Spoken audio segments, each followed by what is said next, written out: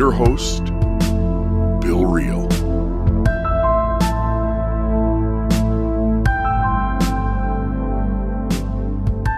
If we understood what the hell we were doing. Yeah. Because as people went to different stages, there would be programs that would take you right along and celebrate you every step of the way. There's this old Indian tradition. Maybe I'll leave this in as we're having this conversation.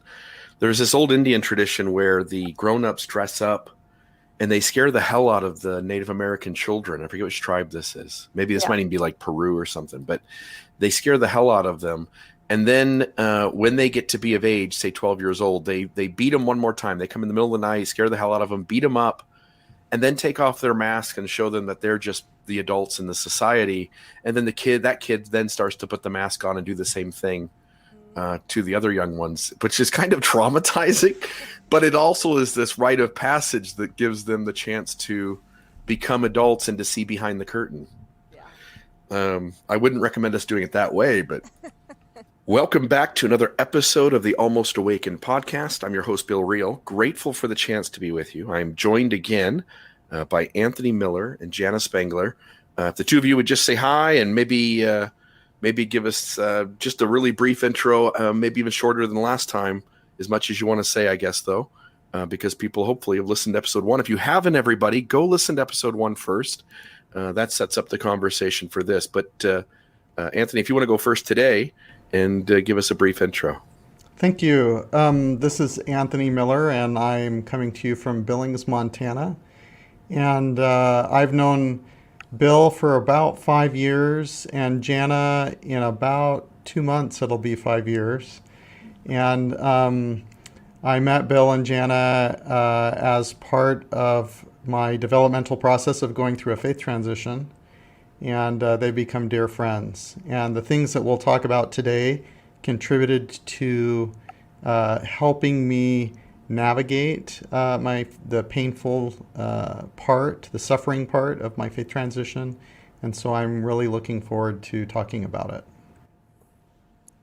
Love it. Jana, go ahead, my friend. So I'm Jana Spangler, and I'm in Holiday, Utah. I am an integral professional life coach with Symmetry Solutions and a graduate of the Living School, where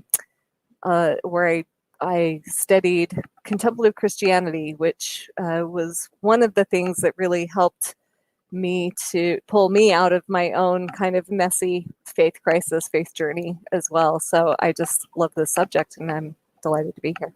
Well, I'm glad to have both of you. I can't have these conversations by myself. I need other smart people who understand these general concepts, have read a little bit on Eastern thought, and in some regard read a lot, and are kind of able to dive into these conversations. And so here we are. This is episode number 2. We're using as a backdrop for this Buddhism for Beginners by Jack Kornfield. And I did think it was strange. I want to mention this in the beginning. Most of the time, I think the Four Noble Truths are introduced first, and then this idea of wise action is kind of this process to get to being at peace with your life. And Jack started off with the Eightfold Path, these wise actions, these right actions, right thoughts, right behavior type stuff, using our senses to make the world a better place. Any thoughts from you guys on why he started off that way? Do you guys have any thoughts along those lines? Because I really don't. Yeah, I hadn't even noticed that until you just said it, but you're absolutely right. You know, the Eightfold Path kind of unfolds from the Four Noble Truths. So yeah, I'm not sure why he tried that. So in episode 2, and again, these are I'm saying episode 2, but it's chapter 2 in his Audible presentation. Each of these is a recorded live session where he's standing in front of folks and talking. And this session 2 is revolving around the Four Noble Truths. And so let's start with the first one. The first noble truth is that suffering exists, that there is suffering in the world.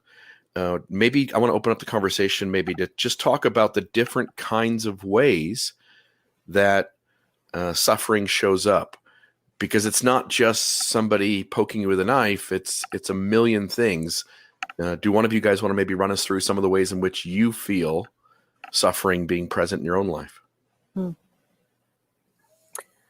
Well, sure, I'll take a stab at that.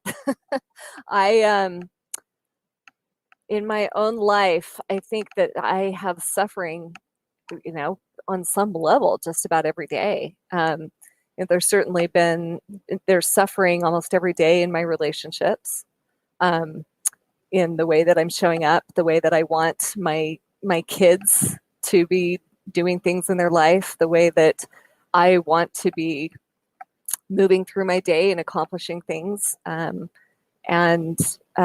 when things don't go the way that I think they should go, I tend to. I'm a recovering perfectionist, and so things tend to.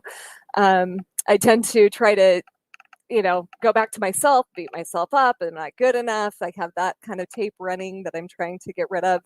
And so I suffer when I think that life isn't going the way it should go, and I should be better than this. I should be able to affect a better result. Yeah, very much. Anthony, any thoughts from you on maybe how this shows up to you, my friend? Yeah, so when I was initially introduced to this first noble truth, it was pretty stretching for me. It made me uncomfortable. The faith tradition and the paradigms that I came from before viewed suffering or pain in this life, or maybe trials, as what we might have called it, to be a consequence of mortality, that we're mortal human beings, that there was some sense of a prosperity gospel, in that if we were obedient to commandments and we lived according to particular standards, then we would be blessed and we would be relieved from suffering or pain or trials. Another construct was there were different kinds of trials. There were trials that we had because we brought them on ourselves, so they were our fault. The next kind of trial or suffering might have been because of the choices of others, and free agency allows others to make choices that create these consequences of suffering or trials. And then the third was that maybe we experience something that it's just a test, like the refiner's fire, that God or divinity was providing us this opportunity to learn, grow, and be tested. And that's why we had those experiences. And the construct or paradigm that I came from is that this kind of experience of suffering or trial had some sort of it seemed to me, I didn't label it this way, a transactional kind of relationship with existence and divinity. And when I listened to and read this first noble truth about suffering, it was stretching to me because it's it's a different point of view of things. It's not divinity imputing suffering, or this transactional relationship of prosperity gospel, or the consequences of the choices of others, or a test or something on us.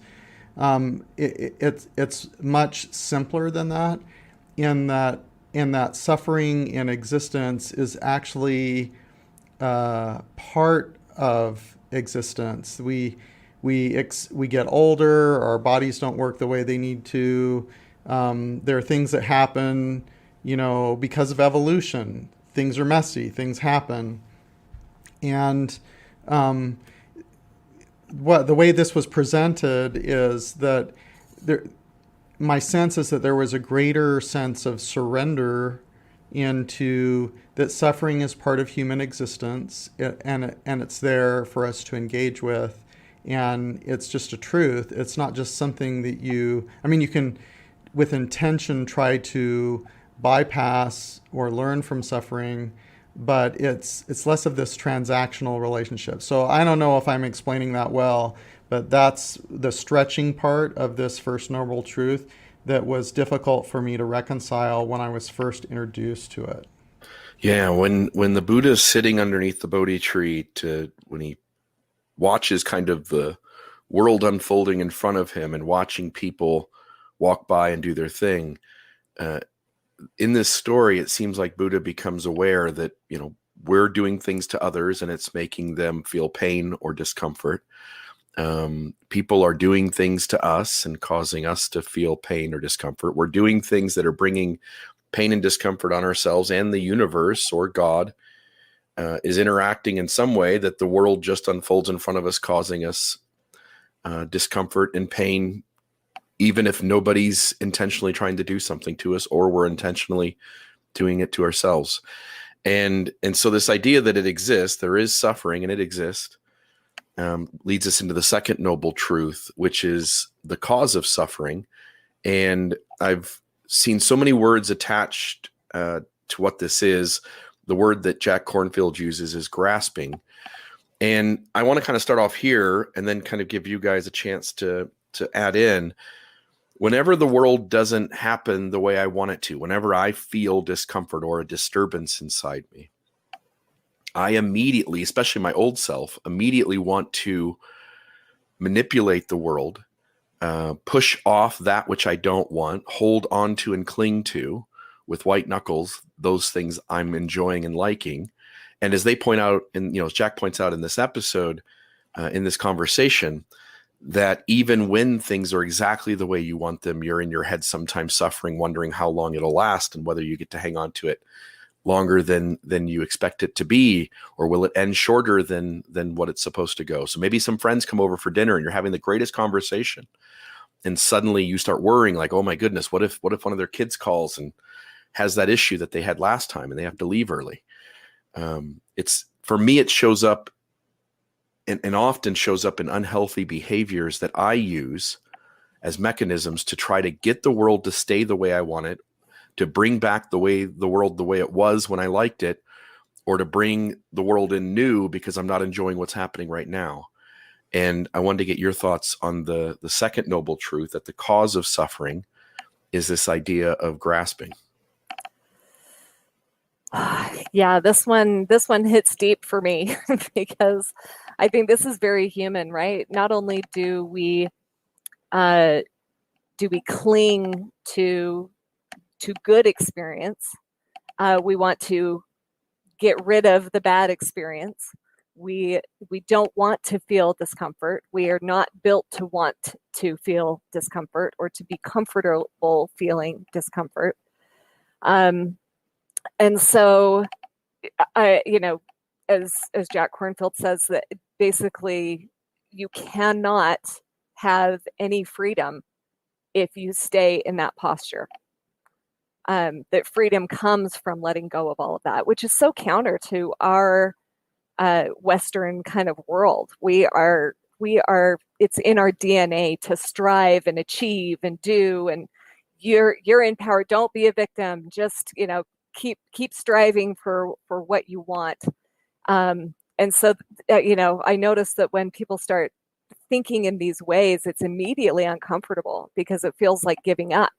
It feels like somehow you're never going to achieve again if you are at peace with seeing things the way they are. But there's a subtle difference between those two things that I hope we'll talk about. But they talk about this, the cause of suffering being this clinging, this grasping that leads to, some talk about the three poisons of ignorance, desire, and aversion. So we're always in some sort of way, either trying to cling to those good desires, having an aversion to something we don't want, or in ignorance, just not being conscious, moving in ways that are trying to manipulate, that are trying to affect the outcome of things. Any thoughts from you, Anthony, there? Yeah, so I really like this part. He shares several different examples, and he also refers to attachment. And for the listener, what I would suggest is, in addition to listening to this session, to take a look at Eckhart Tolle's text, his book, A New Earth, where Eckhart Tolle talks, he attributes some different meanings to this particular noble truth, although he doesn't call it the noble truth, to my recollection. And he talks about suffering coming from attachment to form. Form being our perceptions of our roles, our belonging, our perception of what our identity is, this sense of needing to control things, this sense of self-measurement, comparison to others, and so forth. And this suffering or grasping, at least in part, has a significant relationship to our sense of attachment.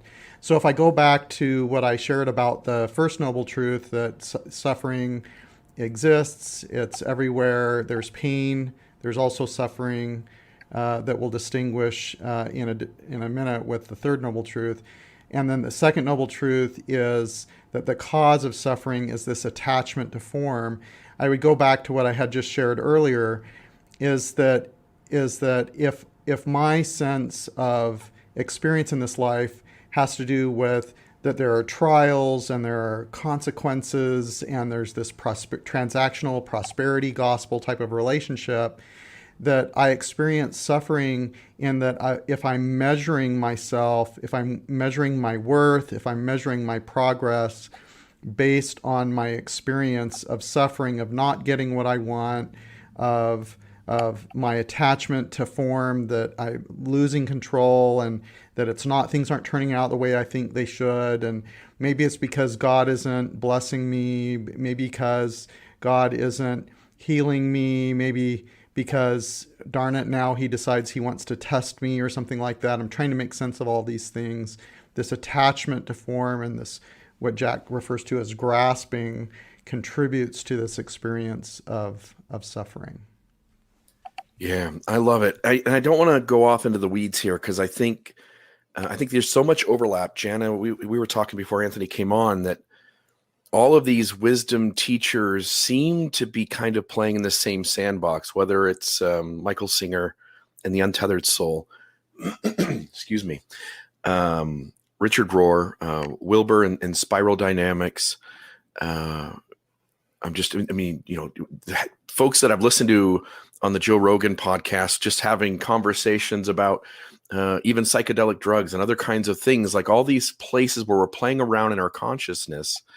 And I don't want to go off in the weeds, but I want to mention briefly shadow work, which is this idea that when we're younger, things happen to us and they happen to us different than they happen to our neighbor or a friend or the person down the street or the person in another country.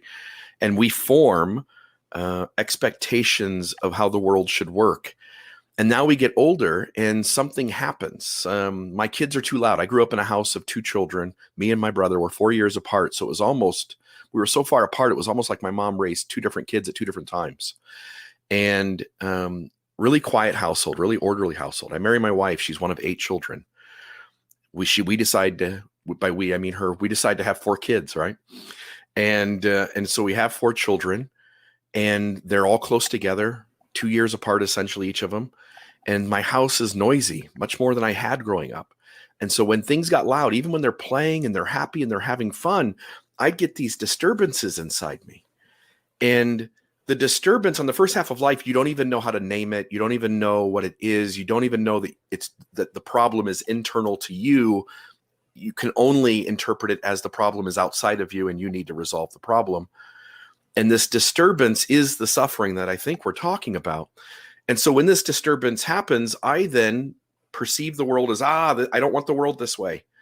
And so I start yelling at my kids, or I start asking my wife to quiet them down. And my wife's like, hey, they're just playing. They're just kids. They're having fun. And I can't handle it because this isn't my expectation of the world.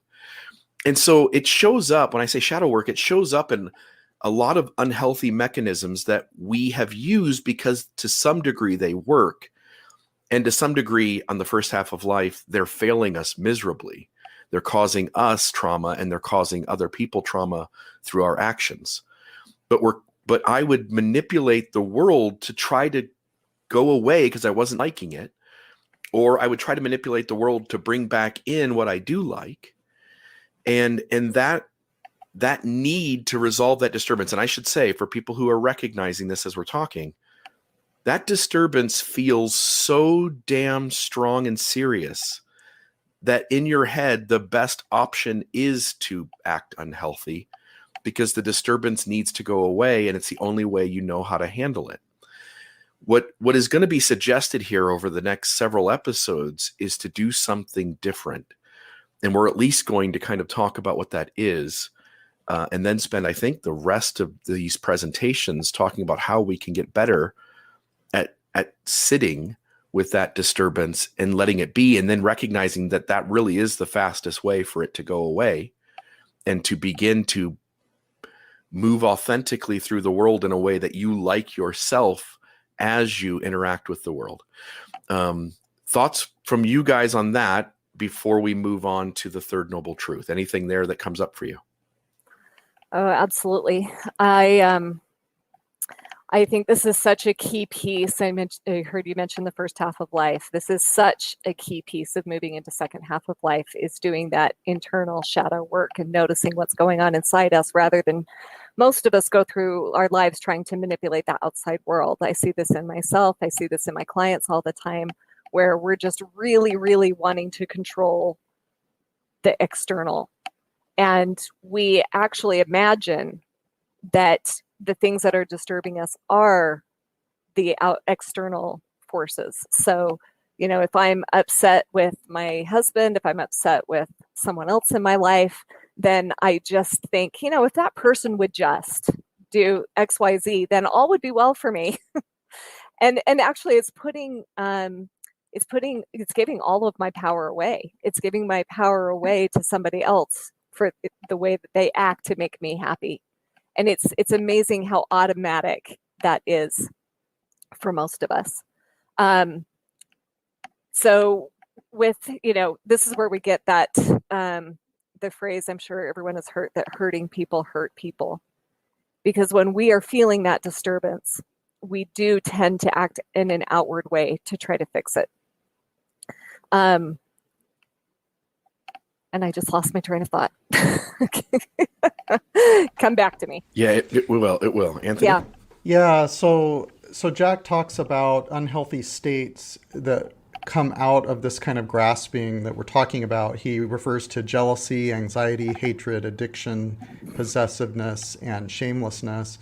I would add that we experience, you were describing, Bill, frustration in terms of not having this grasping experience.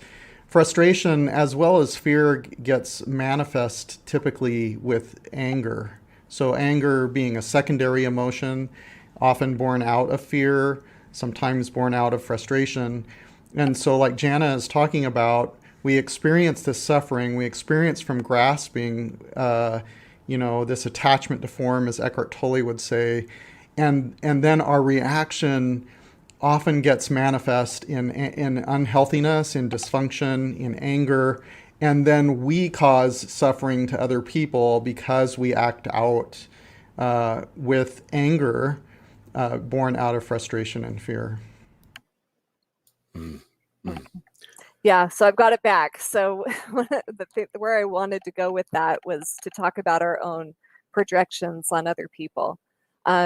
So often the way that this manifests is, when someone else is bothering me, what I don't recognize is that what is bothering me is something that is deeply ingrained within me, and I am projecting that. I'm projecting my assumptions. I'm projecting the way that I see the world onto somebody else, and thinking that they are seeing the world exactly the way that I am. Richard Rohr says, we don't see the world the way it is, we see the world the way we are. And that is, it seems like just a simple thing, but it is life shifting if we can learn that. If we can learn that what the way we are experiencing the world is largely what we are projecting on other people. And we all do this in our own particular way. I don't know if you guys have talked about Enneagram on this program, but I find it to be a really, really effective tool in doing shadow work, in trying to figure out our patterns, the way that we avoid pain. I think of all of the kind of personality tests or way typologies of the way that we kind of move through the world. It seems to be the most robust when it comes to that kind of work of trying to recognize the patterns within ourselves that we're largely unconscious of in that first half of life. Yeah. And the idea that for someone who's still trying to kind of figure out what these terms mean, when you say like people, we all come to an experience having a different set of expectations and different perceptions of how the world works. Just a really brief story. Two friends of mine, husband, wife, the wife made potatoes the day before. And I told this on the podcast a few weeks ago. Made potatoes the day before, and they were good. The family liked dinner. It was great. Moved on to the next day. The husband goes, "Hey, I think I'm going to make potatoes again." So she comes in. She starts helping. She cuts them up the way she was cutting them the night before. She starts adding things. He's like, "What are you doing?" She's like, "I thought you wanted potatoes." He goes, "I do. I'm making them." So he starts trying to jump in, and she's still like, "No, I got to put this. You got to put that." And suddenly they're in an argument, and he storms out of the kitchen, and she's left making potatoes on her own. And the reality was they were looking past each other. And I think this is so often happening in relationships where there's some annoyance or some tension, is you come to an experience really having a completely different perception. She thought he liked the potatoes from the night before so much that he would definitely want those same potatoes again. He liked the potatoes the night before, but he wanted something different. He was going to make them in his own way and do something completely different than what she had done the evening before. They simply understood the situation differently. And by the end of, 40 minutes of this going back and forth, now they're storming off. They're not going to talk to each other. They're tired of each other's bullshit. And now they're angry, right? And the reality is, like, these were two good human beings who came to this situation. There ain't no good guy. There ain't no bad guy. There's just you and me, and we just disagree, right? And that's what's often, I think, happening in these little battles inside people's homes. Because as we talk about suffering and it being all these extreme things, right? There's, rape and murder and the child sex trade business and all that stuff out there that's just evil and horrible. But it's really just two good people having disagreements in a home, where I specifically am constantly sitting with these principles and trying to become better. Anyway, just this idea that I hope listeners pick up on, it really is these small little tensions in your life. And the moment you start to perceive that the person across from you isn't a bad person, they just come with a completely different set of experiences and expectations. And so your words don't mean what you think they mean to the other person. Your body language doesn't mean what you think it means to the other person. What you think should be the right answer to a problem may only be one right answer, or may have right and wrong, and someone else may have a different angle and want to interact in that situation completely different. And you want to label it as bad, but in reality, it's just another way of being human and showing up. And when you start to see these things as they are, you can now come in with this small little pause, and the whole world can shift in positive ways. Anything else before we close out? I do want to mention too, just Jack Kornfield said this quote, this idea of the cause of suffering. And, here we are all the way on the second half of life now. At least I think I can say that safely for the three of us. And when it comes to overcoming this suffering, Jack says to overcome any bitterness that may have come because you were not up to the magnitude of the pain entrusted to you. That's a really kind and I think stern way of telling somebody that you can start to do it different now. Now you hear me. Now you're responsible. Now you can show up in the world differently. But you also just did what you could do. Like, you were just human, and you just showed up in the world the way that moment brought you to it. And so you shouldn't beat yourself up, but now it's time to start doing something different. He also mentions this idea of forgiveness. He says, the trying to manipulate, I'll get to his quote, but the trying to manipulate that which has already been done. He says, forgiveness is to give up all hope of a better past. I like that one too. This idea that if we're going to forgive people, what really is going on is we're just letting go of the world needing to be different. When I hear somebody forgave someone who murdered their kid, on the first half of life, I couldn't understand that. Now I get it. They just accept it. It just is, and we're just going to move on. Man, I think some of this stuff is so hard to get on that first half. And then the last thing here, he says, let go and be with things as they are. The third noble truth, before I get into that, anything else? I guess I'm rambling a little bit. Anything else before I do that? Yeah, I would say this. There was a little saying that a little prayer that we used to do at the Living School that I think is very appropriate here. That helps me to get into this kind of mind frame, and it's just for all that has been, thank you. For all that will be, yes. It's such a simple phrase, but when I'm really in a struggle, sometimes I will say that, and it will bring to my mind what it is that I'm struggling against. Um, Mm.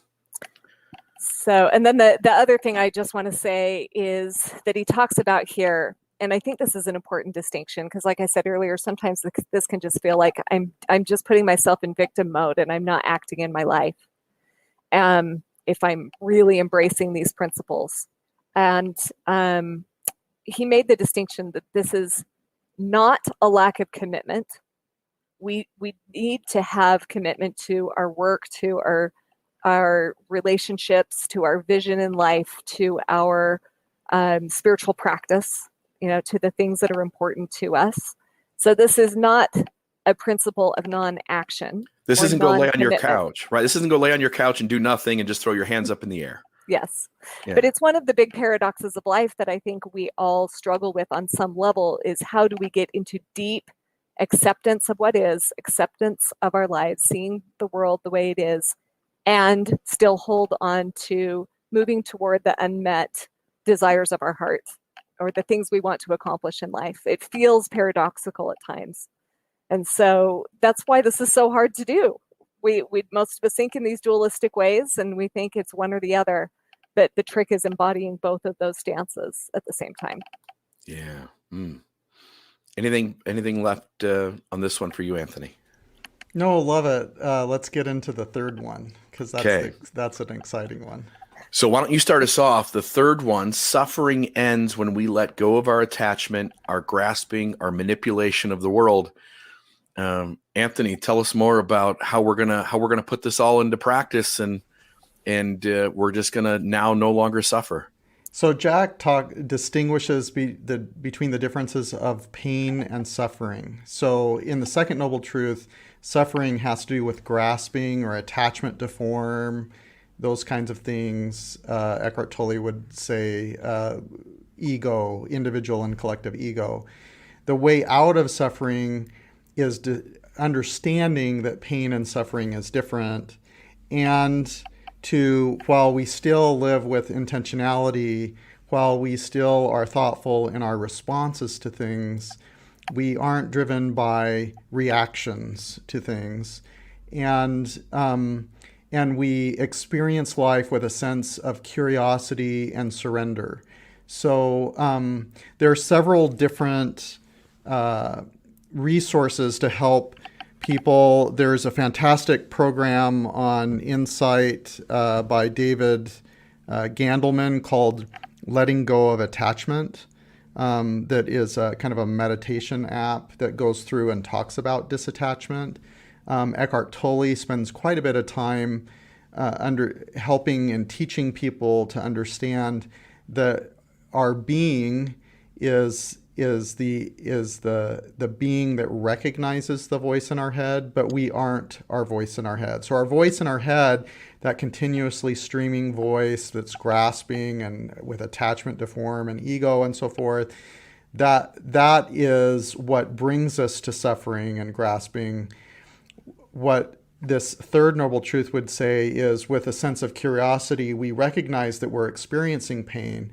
We recognize that we're experiencing frustration, and then we surrender into that experience with curiosity and disattachment to figure out what are the origins of the pain and what can we learn from this and what is my response going to be instead of my reaction and so forth. So I love this idea of thoughtfulness and mindfulness and recognizing that suffering can be a choice as we disattach, that doesn't mean that we're not intentional, but as we're disattached to the grasping, we can have just a much better, much less suffering, thoughtful life with curiosity while Jana is talking about this dualistic experience, that we're intentional, we strive and we measure progress, but we're not considering our worth or our valueness or our value or our relationship with God or our experience of pain as all enmeshed in this sense of grasping and attachment to form. Yeah. Jana, any thoughts there? Yeah. I think this is, Anthony mentioned mindfulness, and I think this is such a key to this. Jack Kornfield talks a lot about, puts it in terms of nirvana. We often think about that being as something that's so beyond us, it's lifetimes away. And yet we can all experience nirvana or heaven or whatever you want to talk about, that state of peace. We can experience that anytime, at any day, of any day, regardless of circumstance. I mean, that's kind of the idea of this, is that if we are just willing to let go, be in the present moment, be in that present moment specifically without judgment, but just acceptance, pure acceptance of what it is, that, disattachment, and then allowing our Buddha nature, our big heart, our true self, that which is, deeply attached to love, that piece of us that has never been hurt. If we allow that to, our awareness of that to come forward, then that's where that peace and freedom and end of suffering comes. And it's within our grasp, it's within our ability to do that at any given time. John Kabat-Zinn, who was instrumental in bringing a lot of these ideas into the medical field from the East, and the people he worked with, would tell the people that he worked with people who were chronically in chronic pain or terminally ill. And he would say, if you're breathing in this moment, there's more right with you than is wrong with you. And so that's another one that I think about from time to time when I feel like everything is falling apart. I'm still breathing. I'm still here. What really is the problem in this given moment? And 99.999% of my life is spent in a state that actually is okay. And most of what's going on that's wrong is in my head. It's in my worry. It's in my anxiety. It's in my worries for the future. It's in my regrets of the past. But if you can come to the present moment, that's where nirvana lies. That's the end of suffering. Yeah, man. I like this point because it is the keystone, right? Like, it's this idea that okay, we've talked about we suffer. Okay, we talked about how to be a better person in the world and to move through it and to have all these right ways of doing things, or these wise ways of doing things. But it really does come down to every moment you experience is a present moment. You don't experience a past moment. You don't experience a future moment. You're always in the present. And when you sit and just, again, like, as you're saying, like, we don't just do nothing. We're still moving through the world, trying to accomplish things, trying to create a better world and try to create a better us. It's not nihilistic. And I think there is the temptation here for people to go that direction when they realize, like, okay, suffering happens. Maybe I can change some things, but most things I really can't change. And if I'm supposed to just accept the world as it is, then none of it really matters. And so who cares? But for those of us who think it does matter, and we do care, learning to just be present with the world unfolding before you, whether it hurts or whether it feels good, is the secret to becoming a more whole self. And I was thinking of kind of like, how could the audience relate to this? And I was thinking about when I was a kid, riding my bike, and I'd fall off and I'd scratch my leg. And my first reaction is to cry or to hold my leg and sit there for a while. But at some point, you just get up and you move on, right? Like, your leg's still scratched, but now you go play with your friends again, or you go do something else. And at some point, maybe when you've got time to think about it, you'll sit there and think about, oh my goodness, how much this hurts and what should I do? But the reality is that most of the time, we sooner or later figure out how to just move on. Maybe we've got a parent who's terminally ill, and we're yelling and screaming at God, or we're trying to rush around and get some kind of medical solution to the problem. Maybe there just isn't. And eventually, at some point, you just have to sit with it, whether you're handling it well or not. because it's just going to happen. The world is just going to unfold in front of you. Any other thoughts here? Like, I don't feel like there's a ton to talk about because that's going to come. But Anthony, please. Yeah, so you mentioned earlier, Bill, about the intersection that we have in some of these principles with other thought leaders. I think of this third noble truth. I think of Viktor Frankl's Man's Search for Meaning, where he writes about the experience of living in a Jewish concentration camp during the Holocaust. And that relates to this third noble truth. I think about the teachings attributed to the Jesus of the Gospels. So with the parable of the sheep and the goats, Jesus teaches with this parable that if we feed the hungry and clothe the naked and visit the sick and the imprisoned and give drink to the thirsty and clothe the naked and so forth, if we do these things, we are part of the kingdom of God in that present moment. And that doesn't insulate us from seeing the pain in others. That doesn't insulate us from experiencing pain ourselves, but we live with intentionality in the present moment and serving others. And there are other examples in Jewish traditions. There's the story of Job, that he experiences all these different pains in his life. And most biblical scholars, to my understanding, would say that the story of Job is a metaphor for the Jewish people and for Israel, as that they experience pain and what is their choice and their response to pain. It's a beautiful metaphor. So there's all this intersection of these different ideas and thought leaders as how we end suffering without necessarily not having this transactional relationship where we think that God is going to relieve pain from being experienced in our lives.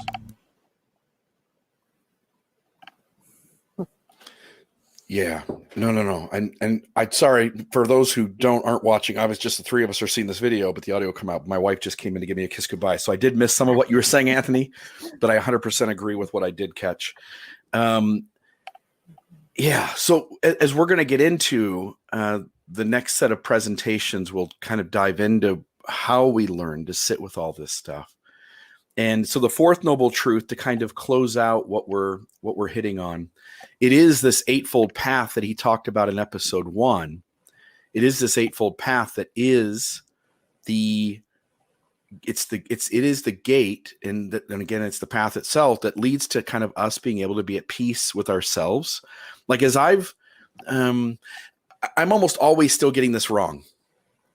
And I understand how it works now. And so there are these moments, never used to be. There are these moments where I now am able to sit with something, examine it without going down the track of what I used to do to handle that disturbance. I sit with it. I think about it. I go like, hey, what's the other person's perspective? What's going on here? It really is this idea of these wise ways in which you interact with the world. And by wise, it just means you now see something you didn't see before. You now feel something you didn't feel before. You now have these pauses that were never there before. And you're now able to kind of interact with the world very differently than you used to. Just the other night, I've done this. My wife does this thing. This thing annoys me. It causes this disturbance inside. And I would always then lash out in some way as to get this all to go back to the way it was. And just the other night, I'm sitting there with it. I start to lash out. I cause the same problem I've caused in the past.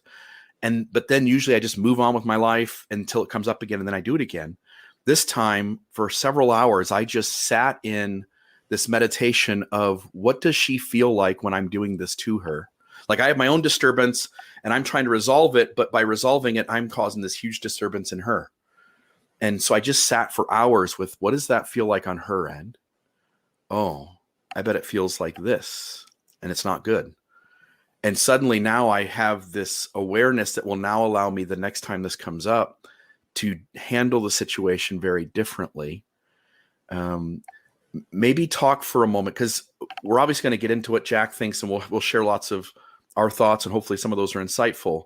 But as we close off with the Four Noble Truths, the fourth one being that the Eightfold Path is the way to achieve the cessation of suffering, would each of you maybe share an example or two from your own lives where this has been so key to how you now show up in the world, so that people can get a taste for how this will work, so as to get them excited about what's coming, if that makes sense? Either of your thoughts? I want to hear what Jana has to say first. I'm thinking through a couple of different examples of how this shows up for me. I can go first if you want. I mean, I can share another one. Get you guys maybe thinking. My wife is, I'm a very, and maybe this is hard for you two to believe, I'm actually very quiet. I'm very introverted. When I go to a gathering, especially if that gathering gets big, I tend to just sit in the background and kind of watch people. And if someone wants to come sit next to me and hold my hand, or sit next to me and talk to me, I welcome it, but I'm not going to go find it. My wife, on the other hand, is much more of an extrovert. She's a people person. She talks fast and louder than me, faster than me.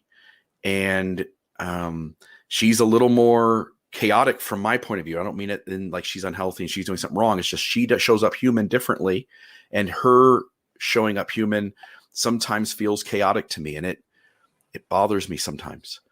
And so I remember one night 6 months ago or so, we're sitting in a hot tub with friends, and she's being her human self.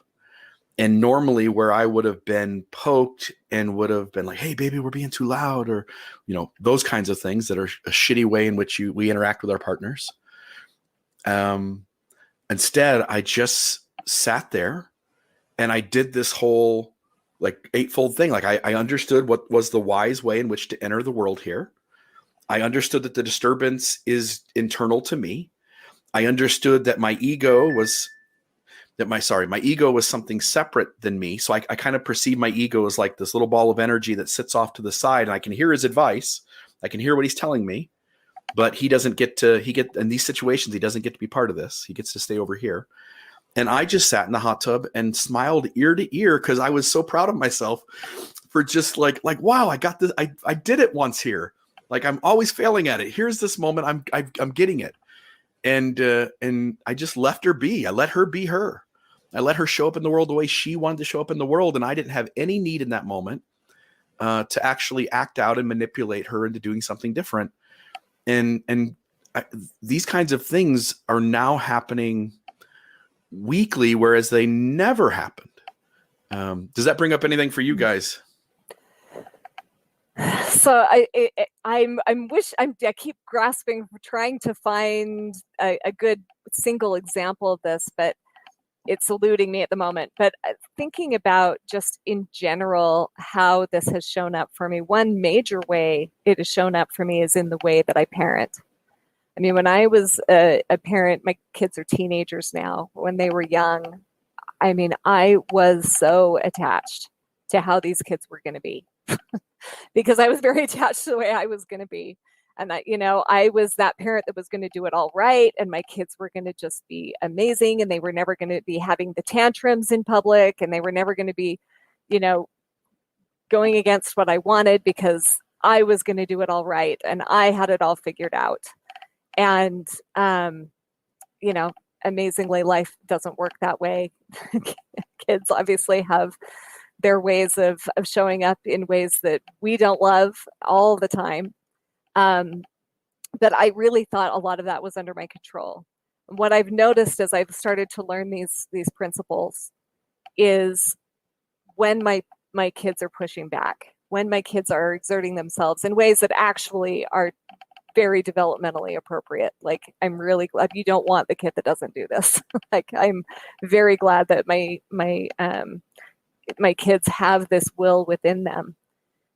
But how I react to a child saying, I don't want to do my chores. I don't want to do those things. I don't want to go to bed. I don't want to get off the Xbox. I don't, all of those things that are natural for a child, rather than getting upset with them and trying to explain to them and trying to, now I just commiserate with them. And it doesn't mean they don't have to do the thing. They still have to do the thing. But my approach is very, very different. I'm not trying to get them to want to do the chore. I'm like, yeah, this sucks. I know. I wish we didn't have to do these things every flippin' day of our lives. So much of our lives are these things that are monotonous and we don't want to do. I feel that with you. Wouldn't it be nice if we didn't have to suffer? Wouldn't that be great? Wouldn't that be fantastic if we never had to do a dish? Yeah. That would be awesome. But it's getting into companioning them where they are. And so having teenagers actually has been much less painful, I think, now than if it had been the way it was, because I'm not so worried about it. They're going to make mistakes. They're going to do things that I would rather they didn't do. They're going to have attitudes, but letting go of the need, because my need for them to be different is making both of us miserable. One of the things that Jack Kornfield says is true love doesn't demand that things are different from the way they are. It's actually opening up a way for me to show up for my people and love them and myself when I'm letting go of needing any of us to be different than what we are.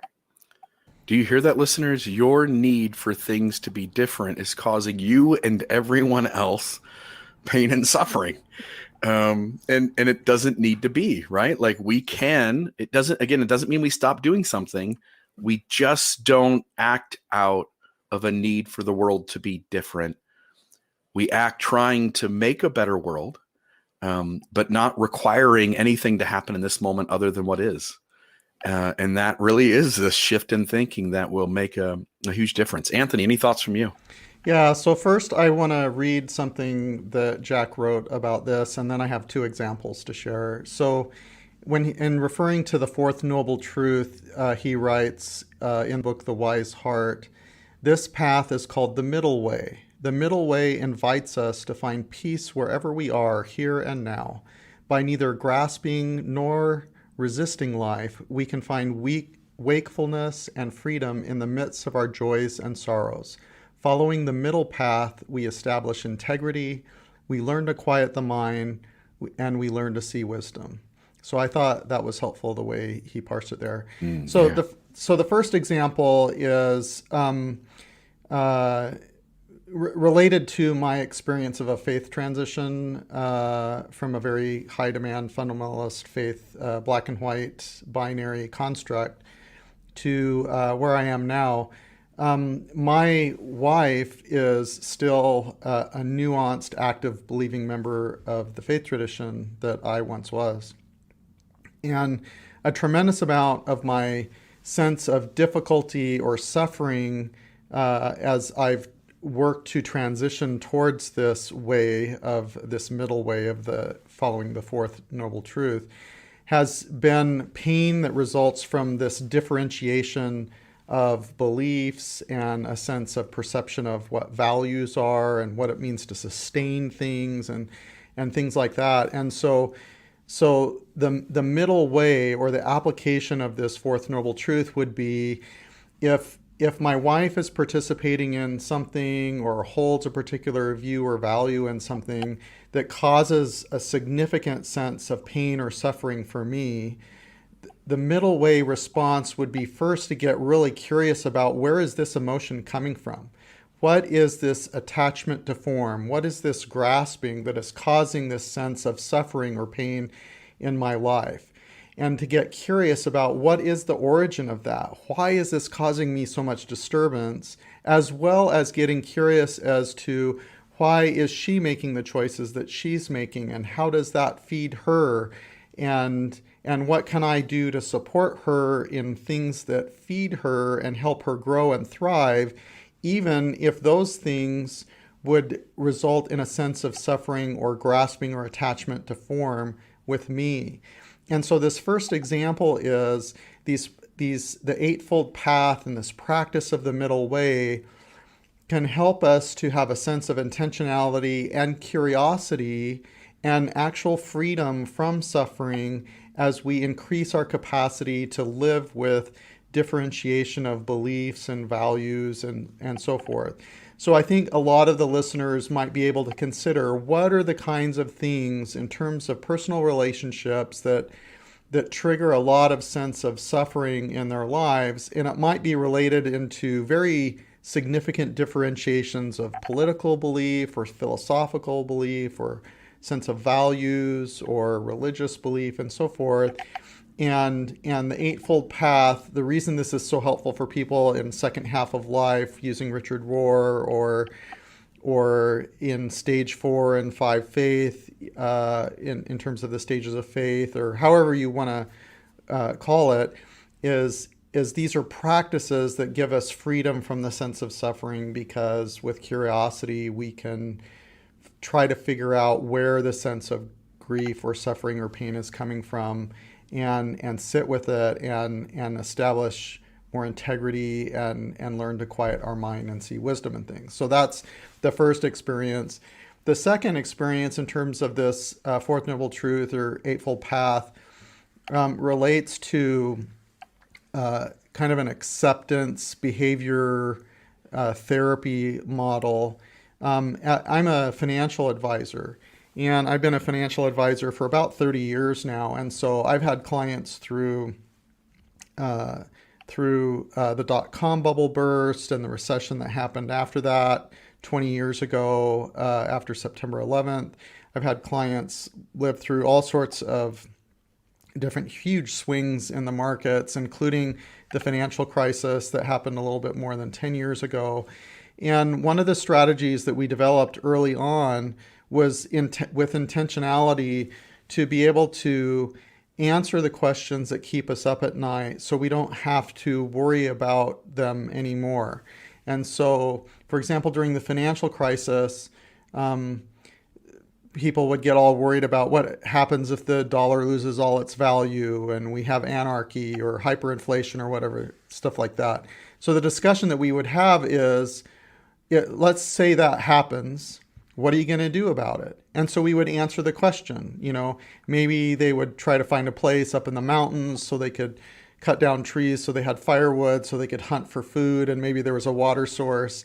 And I'm like, okay, let's allocate some of your resources. You'll buy a hailed out camper. You'll buy a small lot up in the woods. And now if all that stuff happens, you don't have to worry about it anymore because we've already answered the question. What is the worst case scenario? We've answered the question. So to apply that towards other things, there are things that happen in our life where we have attachment to form. We have this attachment to grasping of what we think things need to look like in order for us to have peace and stability in our lives. And we're experiencing suffering because we're unsure of what those things are going to happen. And if our constructs are unhealthy, we might perceive that we're subject to the whims of a capricious God that is with prosperity gospel or testing us, or, a Job kind of experience, that we're going to have all these things and we feel very unsettled.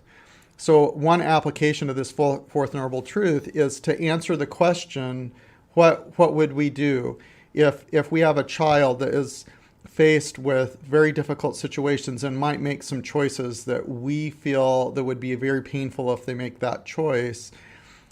Part of this middle way path is to go ahead and answer the question. If that child makes that choice, what would we do? And answer the question. And if the child makes a different choice, what would we do? So with thoughtfulness and mindfulness, we answer the question that keeps us up at night, and we know what our response is going to be, so we can thoughtfully and mindfully go forward instead of live with this sense of grasping and anxiety and suffering that really isn't necessary, because we can develop these habits to end suffering in our lives. I love it. As you guys are talking about attachment, and there was something, I don't remember what it was, Jana, but there was something you said that kind of stirred this in me. There's this idea that another word that goes along with attachment is possession. And we often think we own, to some degree, on the first half of life, we think we own the people around us. They are our thing. So these are my children. This is my wife. And anytime that these children or this wife who belong to me make me uncomfortable, I have some right to reach out into the world and make it known that I'm disturbed, and it's your job, children and wife, because you belong to me, to change what you're doing so that I can be okay again. And what you two are speaking to is that you stop seeing people around you as possessions. They are human beings just like you, and they have a right to their world. They have a right to their humanity. They have a right to their needs and wants and desires and all those things just as much as you do. And so what you two are speaking of is you let go of this attachment. And I can't remember which one of you guys said it, but you said, like, I'm even showing up in ways, I think it was you, Jana, I'm showing up in ways that I'm allowing myself to be uncomfortable. We're to that point. My wife and me, my kids, I am encouraging them now to show up in the world in ways that I know are going to cause disturbances in me, but that's my inner work. It's not theirs. It's not my job to rein in what they're doing so that I can be okay inside. My job is to help them be the best humans they can be. And sometimes that means it's going to cause more inner work for me. And so I think as folks continue to listen to these, I think more of these instances, because I think we really almost have to hear it once or see it once before we can kind of really sit with, like, oh, like I see it for the first time here in my own life. And I think when we start to just show up and let people also be them as the world's unfolding, their world's unfolding in front of them, just as your world's unfolding in front of you. When you let them be them and encourage them to be their best selves and make space for them to just show up as they are, you're also inviting more opportunities to sit with your own disturbances. And when you start doing that intentionally, I think then you know you're doing something right, like you're on the path. When you start inviting something to now be upset inside of you, and you wish for just a moment it was different, and now you start to just allow it to be. Yeah. Anything else? Yeah, go ahead.